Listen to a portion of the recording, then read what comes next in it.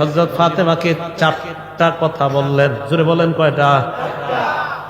এক নম্বরে বললেন ইত্তাকিল্লাহ ইয়া ফাতিমা, ফাতেমা তুমি আল্লাহকে ভয় করো। দুই নম্বরে বললেন আদ্দি ফারিদাতা রাব্বিক, তোমার রবের ফরজগুলো আদায় করো। তিন নম্বরে বললেন আমালি আমালা আহলি বাইতিক, ঘরের কাজ নিজে করো।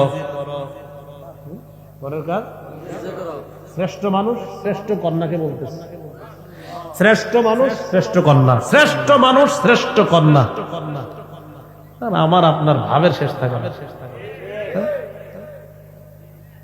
ওয়ামালি আমালা আহলি বাইতি, ঘরের কাজ নিজে করো।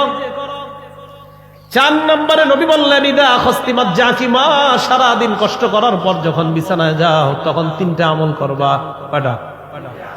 এক নাম্বার সাব্বিহি সালাসা ওয়া সালাসিনা, 33 বার সুবহানাল্লাহ পড়বা। ওয়াহমাদি সালাসা ওয়া সালাসিনা, 33 বার আলহামদুলিল্লাহ পড়বা। ওয়া কাব্বিরি আরবা ওয়া সালাসিনা, 34 বার আল্লাহু আকবার পড়বা।